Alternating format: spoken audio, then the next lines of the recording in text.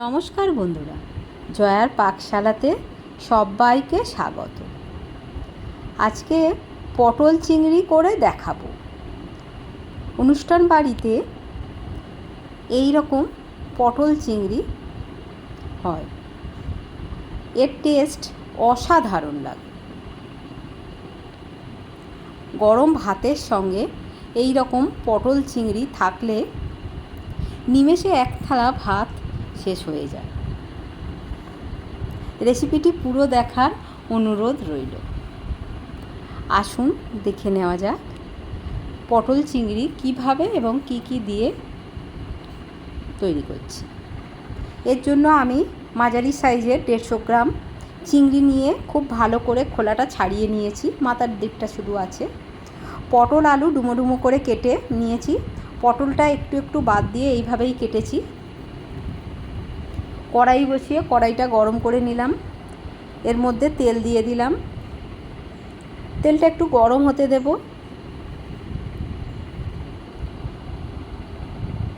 তেলটা ভালোভাবেই গরম হয়ে গেছে। চিংড়িতে নুন আর হলুদ মাখিয়ে দিয়ে দিলাম। ফ্লেমটা এই সময় একদম মিডিয়ামে রাখতে হবে।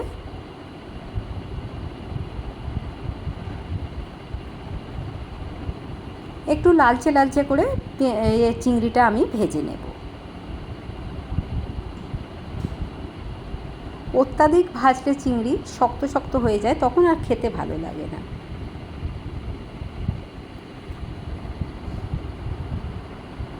আর একটু এপিট ওপিট আমি ভেজে নেব।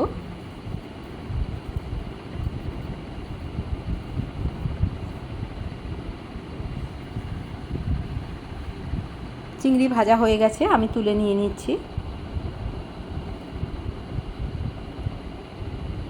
কড়াইতে এখনও বেশ কিছুটা তেল আছে, ওর মধ্যে আমি আরও একটু তেল দিয়ে দিলাম।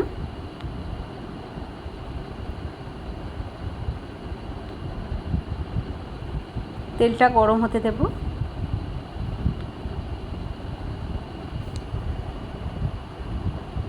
এবারে পটলটা আমি এর মধ্যে দিয়ে দিচ্ছি।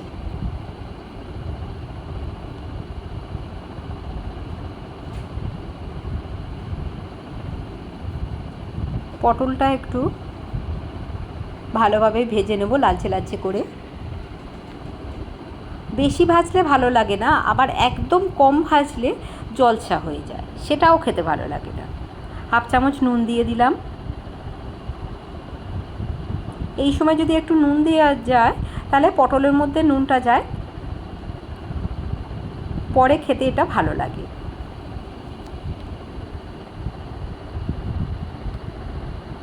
পটলের মধ্যে সুন্দর কালার এসে গেছে, আর কিছুক্ষণ একটু ভেজে নেব।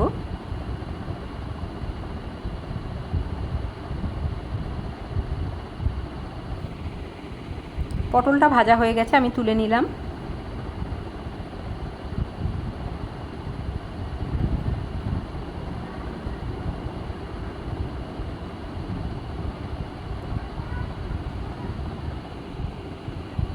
এই তেলের মধ্যে এবারে কেটে রাখা আলুটা দিয়ে দেব।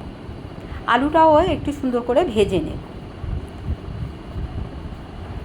আলুটা ভাজতে ভাজতে আমি এখানে 40% কুক করেই নেব। এর মধ্যে হাফ চামচেরও একটু কম নুন দিয়ে দিলাম।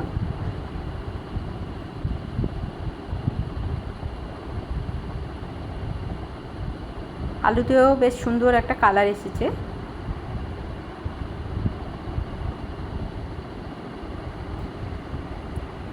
আলুটা ভাজা হয়ে গেছে, আমি তুলে নিলাম।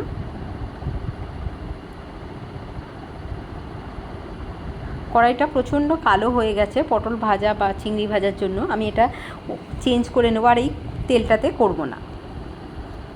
আমি একটা ফ্রাইং প্যান বসিয়ে দিয়েছি, তার মধ্যে বেশ কিছুটা তেল দিলাম,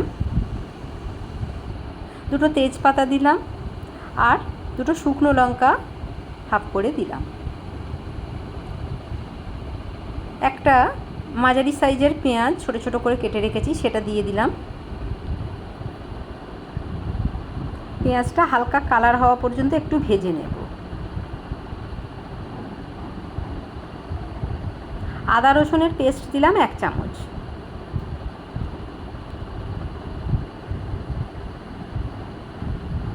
আবারও একটু কষিয়ে নেব আদা রসুনের গন্ধটা না যাওয়া পর্যন্ত। এর মধ্যে আরও কিছু মশলা দিলাম, জিরে বাটা দিলাম আর রাঁধুনি বাটা। এই দুটো অসাধারণ একটা টেস্ট আনে। আপনারা জিরেটা গুঁড়োও দিতে পারেন, তবে বেটে দিলে বেশি ভালো টেস্ট আসে।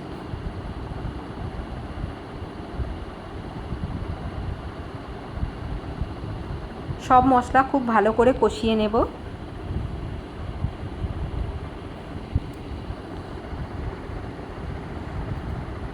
এবারে একটা টমেটো, সেটা টুকরো করে রেখেছি, সেটা দিয়ে দিলাম আর 4টে কাঁচা লঙ্কা দিয়ে দিলাম। টমেটোটাও মাঝারি সাইজে। সব কিছু খুব ভালো করে কষিয়ে নিতে হবে। হলুদ দিলাম 1/2 চামচ। খুব ভালো করে মিক্সড করে নিচ্ছি।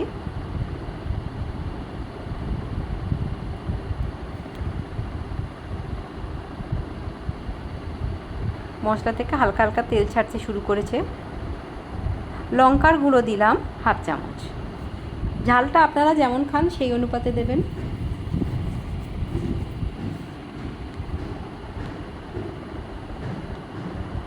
মশলাটা বেশ একটু ভাজা ভাজা হয়ে এসছে। অল্প একটু জল দিলাম, দিয়ে আবারও কিছুক্ষণ কষিয়ে নেব। এই জলটা দিলে মশলাটা তলাতে পুড়ে যাবে না। কিছুক্ষণ এইভাবে হতে দেব, টমেটোটা যতক্ষণ না নরম হয়। ভেজে রাখা আলুটা দিয়ে দিলাম।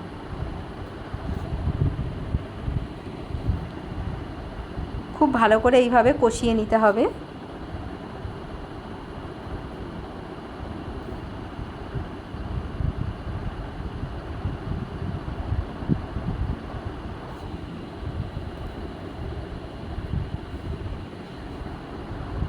এখানে কষানোটা যদি সুন্দর হয়, এর টেস্ট খুবই সুন্দর আসে। আমি আরও একটু জল দিয়ে দিলাম।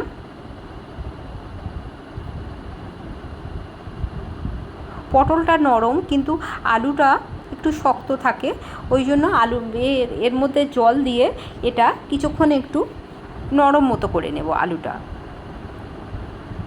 আমি ঢাকা দিয়ে দিলাম। এবারে 3 মিনিটের জন্য এটা ঢাকা দিয়ে দিলাম। 3 মিনিট হয়ে গেছে, ঢাকনাটা খুলে নিলাম।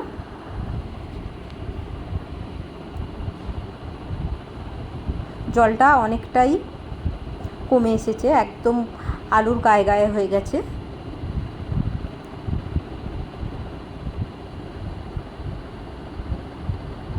এবারে পটলটা দিয়ে দিলাম। পটল দিয়ে সব কিছু খুব ভালো করে কষিয়ে নিতে হবে।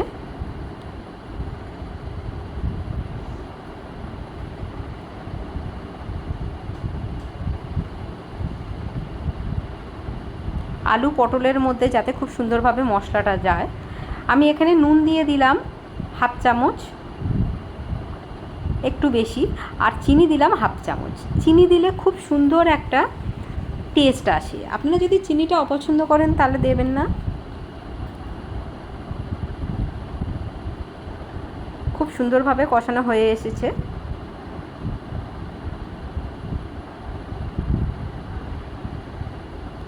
আলুও অনেকটা সিদ্ধ হয়ে এসেছে। আমি এই সময় 1 বাটি জল দিয়ে দিলাম, যাতে আলু আর পটলটা খুব ভালো করে সিদ্ধ হয়। এটা একদম শুকনো শুকনো হবে না, আবার বিশাল ঝোলও হবে না, হালকা গ্রেভি থাকবে, তবেই খেতে ভালো লাগে। ঢাকা দিয়ে দিলাম 3 মিনিটের জন্য। ফ্লেমটা একদম মিডিয়ামে করে রেখেছিলাম। খুব ভালো করে ফুটে গেছে।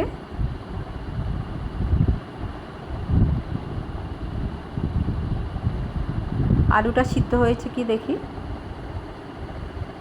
হ্যাঁ, আলুটা অলমোস্ট সিদ্ধ হয়ে গেছে। গ্রেভিটা আর একটু কমিয়ে নেব। এবারে ভেজে রাখা চিংড়িটা দিয়ে দিলাম।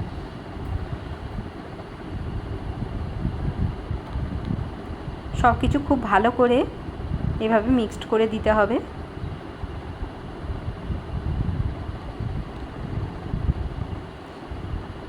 হয়েই এসেছে। হাফ চামচ ঘি দিলাম আর হাফ চামচ গরম মশলা দিলাম। আমি এবারে ফ্লেমটা অফ করে দিলাম। খুব ভালো করে একটু মিক্সড করে নিয়ে ভালো করে মিক্সড করে নেওয়া হয়ে গেছে। আমি এবারে ঢাকা দিয়ে 1 মিনিটের জন্য রেখে দেব। 1 মিনিট হয়ে গেছে। দেখুন কত সুন্দর দেখতে লাগছে। সেন্ট এত অসম্ভব সুন্দর সেন্ট বেরোচ্ছে। আমি প্লেটে সার্ভ করে নিয়েছি।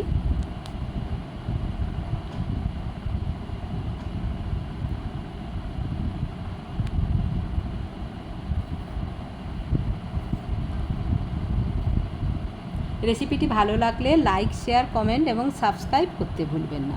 পাশে থাকা বেল আইকনটি প্রেস করে দেবেন। আমার নেক্সট ভিডিও নোটিফিকেশান সবার আগে আপনার কাছে পৌঁছে যাবে।